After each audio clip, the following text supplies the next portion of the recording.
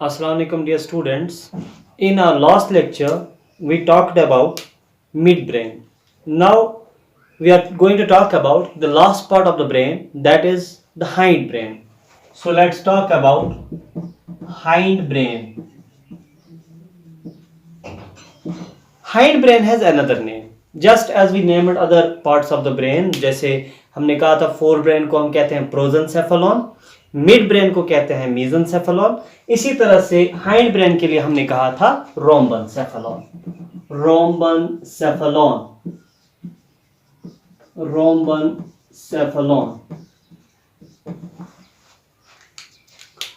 This is the hindbrain. Now hindbrain में कौन कौन से पार्ट्स आते हैं, पहले उनके नाम. हाइंड ब्रेन में आता है सेरिबेलम. इसमें आता है पोन्स वेरुलाई.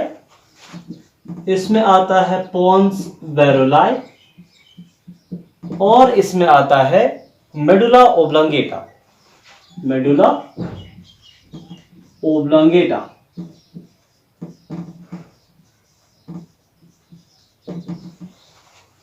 Let's talk about cerebellum first. Cerebellum is the second largest part of brain. जैसे हमने कहा था cerebrum is the largest part of brain. Now cerebellum is second largest. Cerebellum is second largest part of brain. Second largest part of brain. छोटा दिमाग जिसे कहते हैं, कई जगह पे इस्तेमाल हुआ है वर्ड छोटा दिमाग. तो छोटा दिमाग आप सेरेबेलम को कहते हो. सेरेबेलम जैसे आपको मालूम होगा, ब्रेन के कुछ पार्ट्स अंदर से हॉलो होते हैं. जैसे सेरेब्रम था, अंदर से हॉलो था. There was first cavity, first ventricle, second ventricle. But अगर हम सेरेबेलम की बात करें तो it is solid. That means ये अंदर से हॉलो नहीं होता, इट इज सॉलिड. और ये 3 लोब्स में डिवाइड किया गया होता है. It is divided into 3 lobes. It is divided into 3 lobes. 3 lobes में डिवाइड हुआ है. सो उनमें से 2 लोब्स को आप कहते हो, दोज आर लार्ज, बड़े 2 लोब्स होते हैं, उनको हम कहते हैं सेरिबेलर हेमिस्फीयर्स.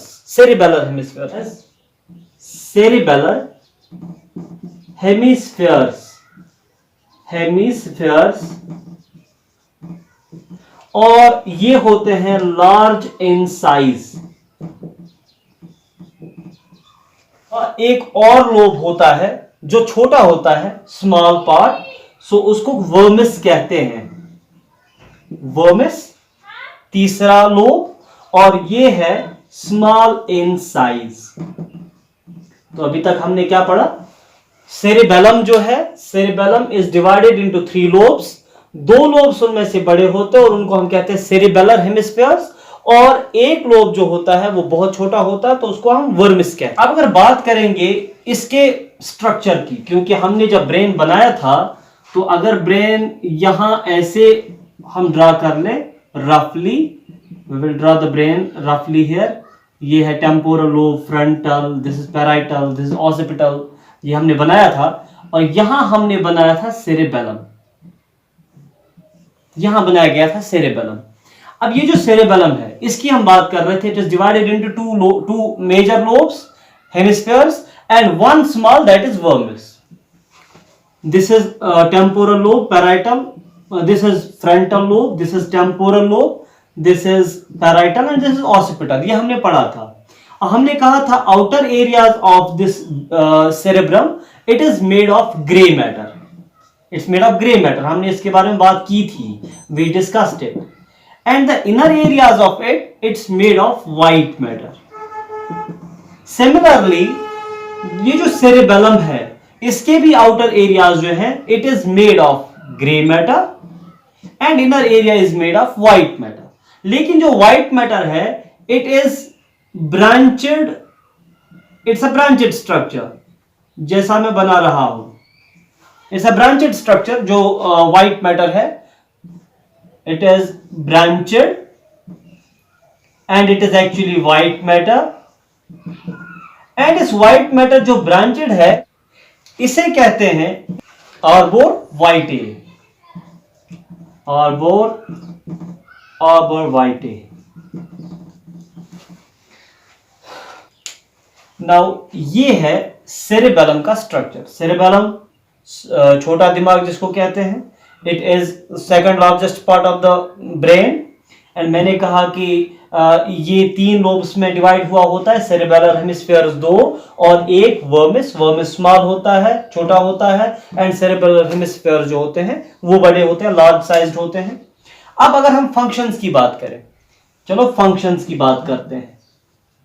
सेरेबेलम का function, it maintains posture of the body and its equilibrium as well, and equilibrium, इसका मतलब है when we walk erect, हमारी बॉडी पार्ट्स जो हैं उनका एक प्रॉपर पोस्चर होता है और हमारी बॉडी में एक इक्विलिब्रियम बना रहता है, and it is regulated by cerebellum. So इसके अलावा इट आल्सो कोऑर्डिनेट्स, मैं यहां कहीं लिखता हूं ताकि आपको ये दिखे, it also coordinates voluntary movements, ये वॉलंटरी मूवमेंट्स को कोऑर्डिनेट करता है।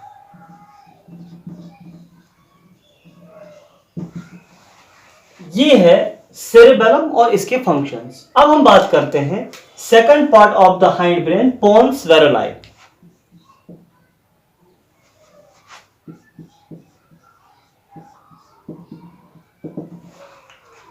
जैसा हमने यहां डायग्राम में दिखाया हुआ है, pons is an oval body, an oval structure,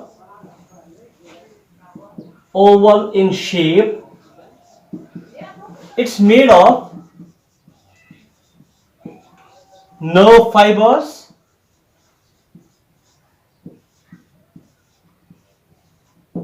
and अगर फंक्शंस के बारे में बात करेंगे, it coordinates between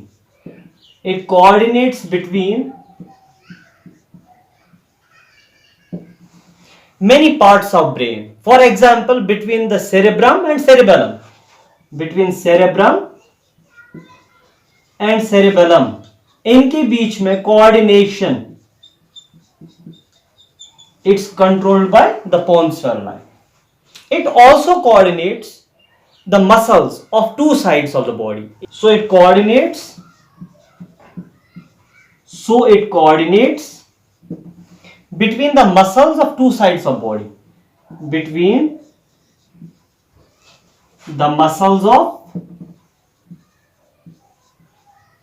2 sides of the body, 2 sides of the body. यह है पोन्स वेरुलाई का काम। Now पोन्स वेरुलाई क्या है? It is a band, it is a particular oval shaped structure which is made of nerve fibers, and it coordinates between the cerebrum and cerebellum, and it also coordinates between the muscles of right side of the body and left side of the body.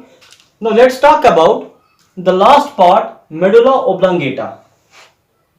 Medulla oblongata. Now where is medulla oblongata located? Medulla oblongata is located below the pons veruli. It's below the pons veruli.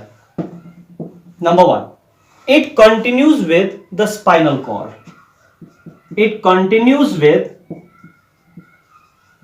Spinal cord. This is medulla oblongata.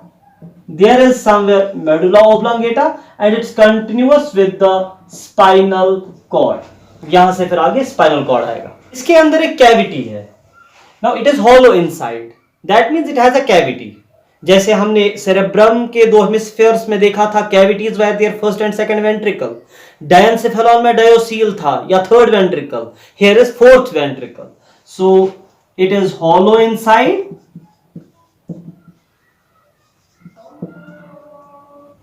And has a cavity, और इसमें जो cavity पाई जाती है जैसा हमने पहले भी कुछ कैविटीज का नाम दिया था, इसको कहते हैं called fourth ventricle. Fourth ventricle. अब इसको जैसे डायनसेफेलॉन में पाई जाने वाली थर्ड वेंट्रिकल को डायोसील भी कहते थे, इसी तरह से इस फोर्थ वेंट्रिकल को मायोसील कह सकते हैं, ऑल्सो कॉल्ड एज मायोसील। तो अगर यहां पे कहीं अगर हम ड्रा करने की कोशिश करेंगे मेडुला ओब्लांगेटा को, there is somewhere medulla oblongata, okay, the roof of medulla oblongata. अगर आपको यहां पे साफ नहीं दिख रहा तो मैं यहां पे बनाऊं, अगर ये मेडुला ओब्लांगेटा है, अगर ये मेडुला ओब्लांगेटा है, the roof of this medulla oblongata, roof of this medulla oblongata, ये है इसका रूफ, इसे कहते हैं posterior choroid plexus. Posterior choroid CHOROID plexus, PLEXUS plexus, posterior choroid plexus. याद करिएगा हमने एक बार एंटीरियर कोरोइड प्लेक्सस की बात की थी, वो कहां पे था? शाबाश, वो था प्रेजेंट जब हमने यहां पे बताया था, यहां पे थैलेमी होता है इन द डायनसेफेलॉन पार्ट, थैलेमी होता है और उसके ऊपर होता है एपिथैलेमस और उसके बाद नीचे होता था हाइपोथैलेमस। और हमने कहा था एपिथैलेमस के फ्रंट पार्ट को जो बेंट होता है डाउनवर्ड, इसको कहते हैं एंटीरियर कोरोइड प्लेक्सस। उसका काम हमने समझाया था। Now here is posterior choroid plexus. Now जैसे anterior choroid plexus that was not nervous, वो न्यूरॉन्स का नहीं बना था, वैसे ही posterior choroid plexus it is non nervous. ये नॉन नर्वस है, ये नर्वस नहीं होता, न्यूरॉन्स का बना हुआ नहीं होता। I repeat, the roof of the medulla oblongata is non-nervous and it's called posterior choroid plexus. Now we will talk about the functions of the medulla oblongata. Functions. Medulla oblongata regulate करता है, it regulates the functioning of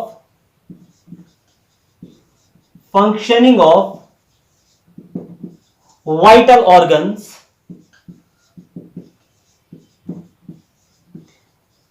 by some centers। यहां कुछ centres होते हैं medulla oblongata में, जैसे by some centers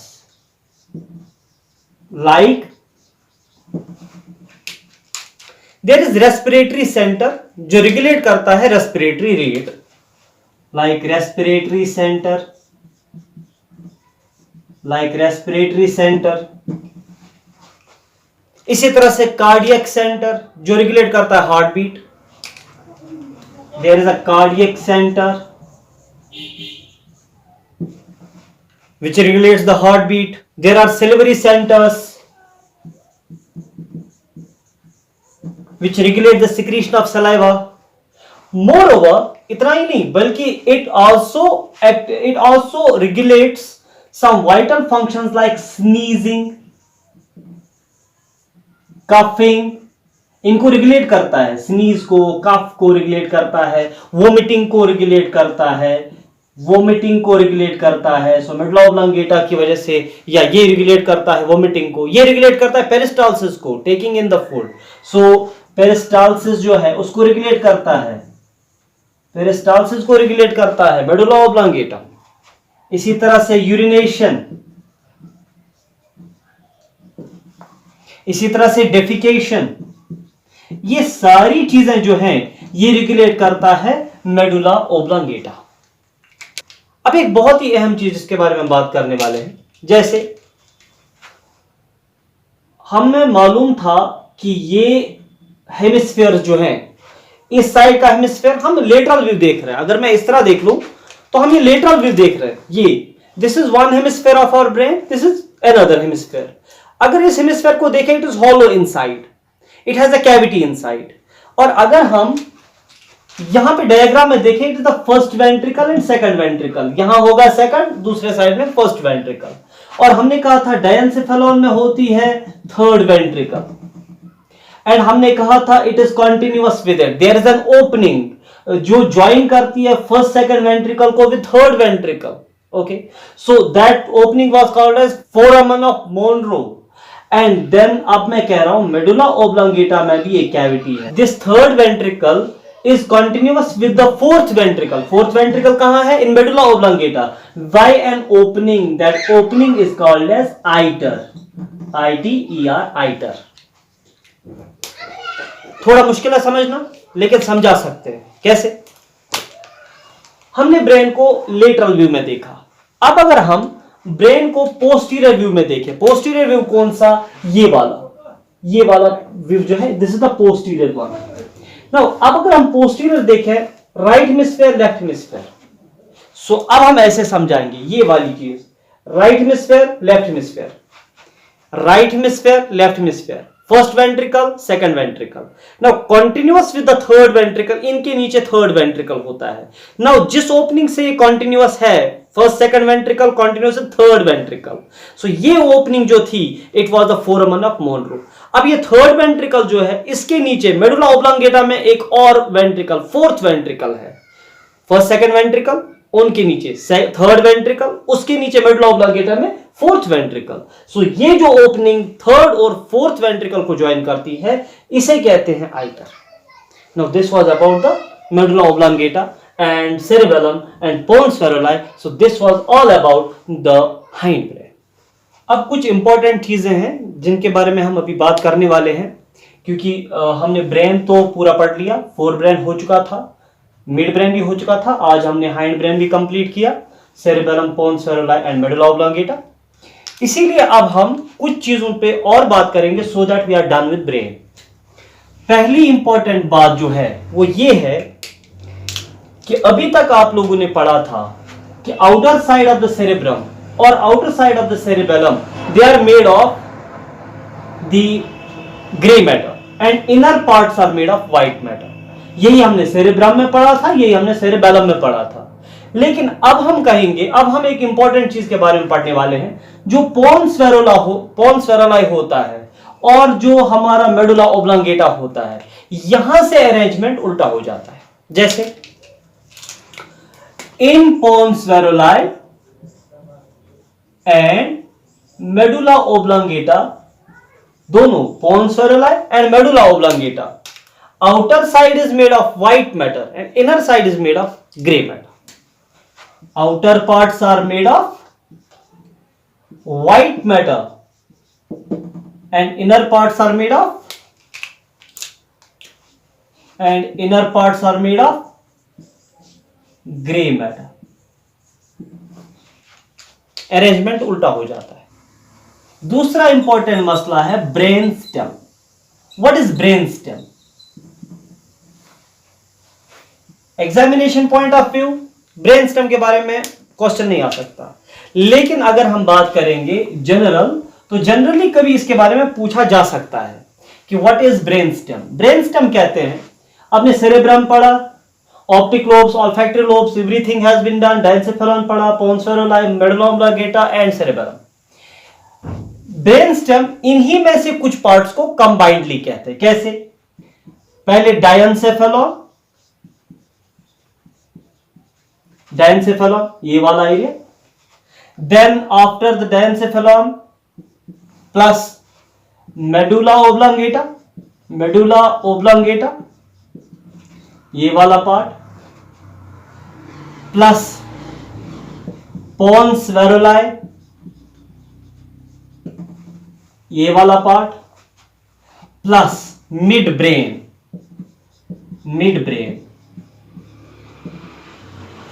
diencephalon plus medulla oblongata plus pons Varolii plus mid brain, इन्हीं को आपस में कंबाइंडली कहते हैं ब्रेन स्टेम.